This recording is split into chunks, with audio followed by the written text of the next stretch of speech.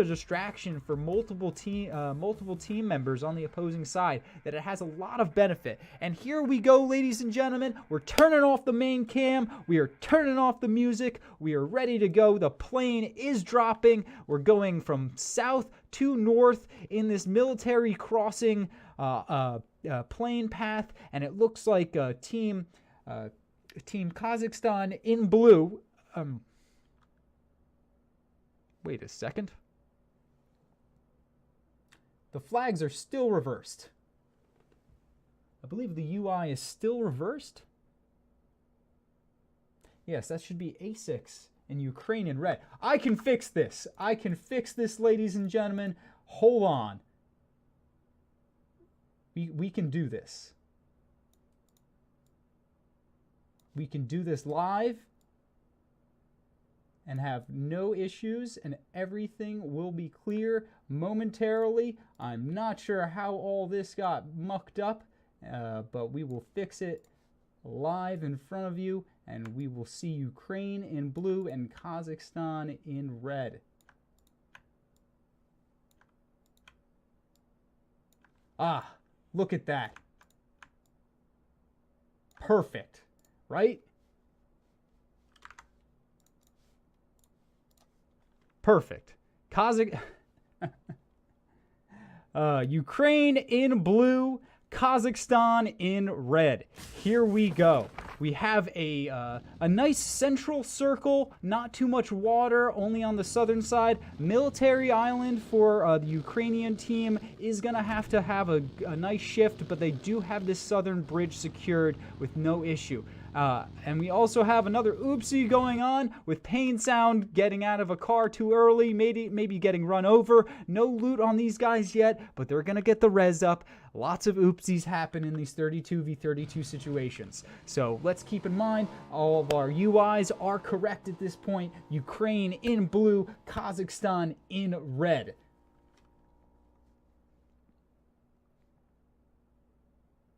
Oh boy. Lots of technical issues today. The past 2 days have been much smoother in my casting journey. Go easy on me, guys. This is my first week casting. I have casted 2 days, yesterday and the day before, and today is my third. I don't have a team of people to support me, so I am not only the cameraman, the announcer, but I am the producer and director of everything, and so I will do my best to improve on this round 2. Everything should be much clearer. We have the audio sound. We have proper flags for both teams and positioned as well above the correct corresponding team. So no more confusion, ladies and gentlemen. Let's focus on the action. Let's focus on the positioning. Let's see where this geographical circle is going to take us as the two trench lines will form in phase 4 or 5, as we've seen previously in these 32v32 matches, and eventually those downs will start happening. So we've got 1 minute left in this circle before it starts closing down, and the looting off on the western side will have to stop, and the Kazakhstan team will have to make their way into the center. So right now we see a giant spread of the Kazakhstan team, with Solid Nemo sitting over here by the school by himself. He's going to be stacked with loot for sure. Everybody's looking to find those Mini 14, those SKSs, those SLRs. Those are the name of the game in these 32v32s. Car 98s and M24s have their place, but if you can down one person with a headshot on an SLR, you got 19 more bullets with an extended clip to keep going. And there are plenty of enemies to shoot. So here we actually do have a care package going to SDA. He's going to be able to pick it up unchallenged, and we're going to see what that has in store for him momentarily. But we're going to still take a look at the map. We have a red circle causing a little bit of an inconvenience for the Ukrainian team. And here we go. Let's see. What is he going to get? Level 3 gear, obviously. And it looks like an MK14 for SDA. That's going to be a little bit of a bonus for their team. They're looking on a 32v31 situation as they move in to the center of the zone. The circle is now closing. They're going to have to start thinking, how do we want to position ourselves in the center for that rotation? Keep in mind, the southern side has a bit of water on it. So hopefully we will see a northern shift and not something quite crazy down at the bridge. That would be a very interesting circle if it did end up going completely south, but we're going to hope for a more standard esports circle for PUBG and see if we get some typical action. So now we actually have a red zone on top of Potato Mountain, where Nesqui for Team Kazakhstan is actually looking to push forward. And it looks like there is a UI glitch. It says Team Ukraine on him. Ignore that. They are reversed once again. And if we look at at a blue team member, it says Team Kazakhstan above Perfect's name, but he is on Ukraine. So still the UI glitch is happening just a bit. But pay attention to the top. Pay attention to the red and blue markers. We will move forward.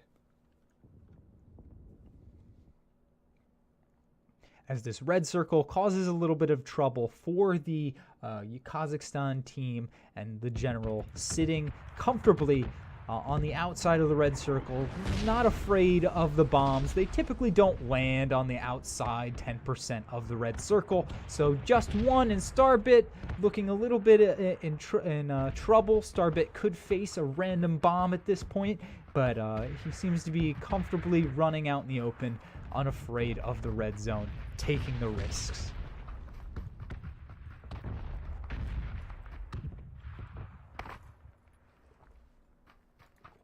And here we see a Ukrainian convoy actually making its way out of military base, crossing the bridge, and finding its way into the center of the zone. And we actually do have a care package that seems to be landing way in the back here for Team Ukraine. Is that actually? No, it might be an armored UAZ, do I see? My God, I don't think we've seen anybody utilize the armored UAZ at this point of the 32v32s that I have casted. So it looks like they're going to look to pick up that armored UAZ, and that's going to be a little bit of a bonus for them in this game. So we'll see if they use that to crash a compound maybe. There could be a lot of potential uses for an armored UAZ in a 32v32. At the very least, you won't blow up quite as quick. But with 30 players potentially ready to shoot you in your armored UAZ, that thing is not going to be too protective.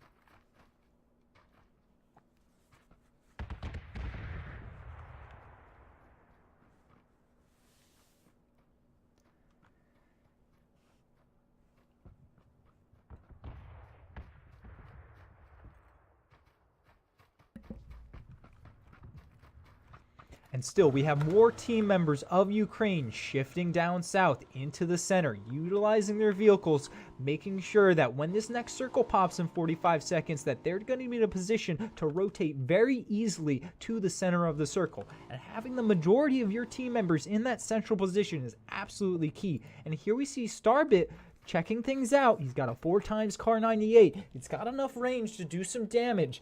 But at this stage, everybody's going to be looking for 6 to 8 times scopes as well as their main choice. Even on an M4, I'm going to see plenty of 6 times on those. And here we have an 8 times by Star. He's looking to get a snipe on perfect 1KS. Let's see if he can pull it off. Even if he does get the headshot and the down, it will be very difficult for him to get the flush in a forested area with teammates nearby. Smokes will come out immediately, and trees will be ready. Or they will be ready to hide behind the tree, rather. And here we actually have a flare gun called out by Draco, looking to gear up the Ukrainian team quite a bit. Remember, these flare guns have quite a bit of loot. In a 32v32 situation, they are stuffed with at least 4, 5, much more worth of sets of level 3 gear, ghillie suits, as well as MK14s, AWMs, and other sorts of overpowered weaponry that can only be received from crates that fall, or flare guns where you call supplies to your aid. And here we see another red circle limiting the movement of Team Kazakhstan's forward maneuvering squad here. They are safe within this little yellow huts over on the top of near Potato Mountain. But the next circle has shifted, and they're looking comfortable in the center in these positions. So they're going to be looking to form the lines of battle as we are now in Phase 2, and Phase 3 will shortly approach with the circle closing soon. So at this stage, we can expect to see some action. And here we have Happy actually going up onto this next series of compounds. It looks like they've spotted out the vehicles. They know that this is an issue, but not before they catch 3A9 out in the open. And that's going to be Just One and Maxim getting the down and the flush. And so that's going to be a 31v31 situation as we move on into Phase 3 with 2 minutes before the circle closes. We're going to see a lot of posturing as these teams try and feel each other out, see what the good positions are, what are the compounds they can hold down, and where is this next circle going to shift. It's clear at this stage that if the circle shifts to the west, that will be in favor of Kazakhstan, and if it shifts to the east, the Ukrainian team will get a little bit of relief to not have to have such a hard shift over into the center of the zone. So here we actually have Payne isolating one of the team members of Kazakhstan. It looks like they should be able to push on him. The question is, are they going to just do it one man at a time, or are they going to wait for reinforcements? This is very dangerous on Payne's part. Breaching and clearing these buildings always gets very hairy. The second you step up onto that second floor stairway, there's generally somebody ready to peek you. So let's take a look at at the actual camera of... Oh, can't click it. Give me the other camera.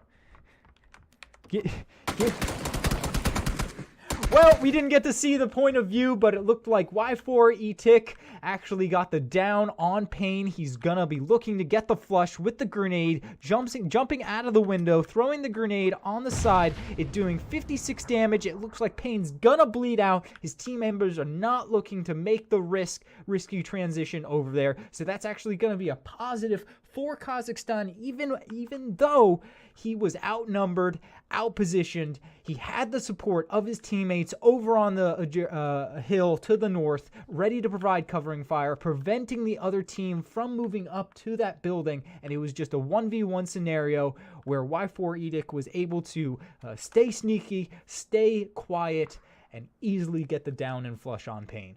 So that's a well done on his part, but certainly a risky maneuver at this stage of the game. And here we actually have a large number of the Kazakhstan team cut off from the rest. It seems it's going to be rough for them to transition into this northern bearing circle. It's unclear whether or not the Ukrainian team is aware of their presence. How well have they hid their identity at this compound? They've hidden their vehicles in the rear.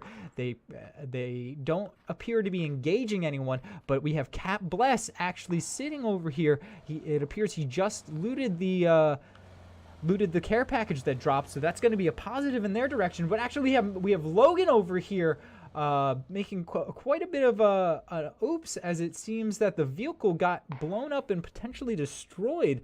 I'm not sure where they are at this point, but they might have gone down. That looked like 2 team members for the Kazakhstan side going down in a bit of a vehicle mishap or explosion. But we also have Black Overlord and Da Vinci calling in the flare gun on Potato Mountain, looking to gear up a couple more of the Kazakhstan team to essentially have some of those more powerful weapons. The ARMs, the MK14s, the M249s, all very useful in these 32v32 scenarios. An M249, you see a convoy of 20 cars rolling by, you just let it rip and you could potentially blow up 1 or 2 of them as long as you have some supporting fire from your teammates. So as we move on into the next phase, we're going to see a lot of rotations by these various vehicles. But we're actually seeing some fire with Mako actually taking a couple shots. Over in the top right, we have True Sweet going down to Shiva's vehicle. Another oopsie with these vehicle rotations. It happens all the time.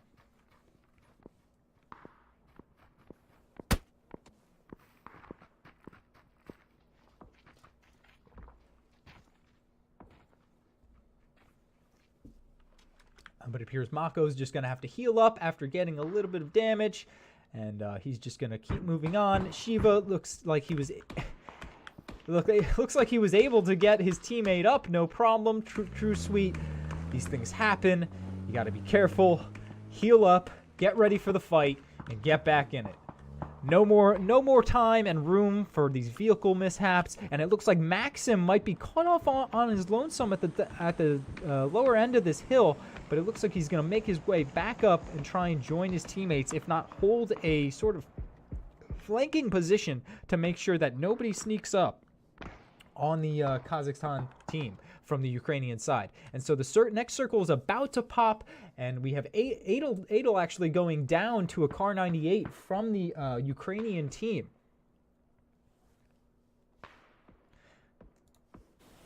But it looks like the smokes went up and the res happened no problem, so we're still sitting at a 30v29 scenario with Ukraine having the slight advantage in numbers. But when it comes to this next circle popping, it's looking very, very good for the Kazakhstan team, as they have this central position. They have the high ground. They are ready to utilize the Potato Mountain that they've been essentially controlling all game, and they've relegated the Ukrainian team to outside the circle, and things are really starting to kick off now as they're going to apply the pressure, whittle their forces down. Happy actually taking a shot and actually going down on the second floor of this Wizard's Tower. It's going to be a risky move for somebody to actually make their way up here and try and give him the res, but it's not out of the question. It could happen. So we're going to keep an eye on this as we actually get some action back and forth. But it looks like up north we have a crash by one of the Kazakhstan teams, and Ukraine is looking to capitalize on it. They're breaching a clearing. We have 6ix9ine hiding in a building here, but he's going to get taken down quickly, and Starbit goes down as well. That's going to be a couple easy kills for Team Ukraine here, as they're looking to even the odds, and they take the advantage with 28v26 at this point. Even though they're relegated to a northern edge of the circle, they are having a bit of an advantage in the numbers. They were taking the initiative. They saw an opportunity of a couple lonesome Kazakhstan team members, and they made the push to secure the facilities compounds, have a little bit more of an edge in numbers, and get ready for the next shift in the circle. So we're going to see all the vehicles stacking up on this compound, as well as the northern compound that they're holding down. We're getting some downs back and forth, but I don't expect to see too many flushes unless somebody catches themselves out in the open, because at this stage of the game, with everybody having a couple hundred yards separated, everybody's just peeking up and down over the hills. They're not looking to get exposed and get downed. They're going to stay behind their trees, take a couple of peek shots with the sniper rifle, but Keen's going to get solid Nemo back up, no issue, smokes going out immediately, and that is the name of the game in a 32v32 scenario. Even when your teammates get downed, you want to be right there, ready to pick them right back up. We're getting some more sniper fire back towards Black Overlord. He's actually going to get downed and flushed, so that's going to be another point going towards the Ukrainian team.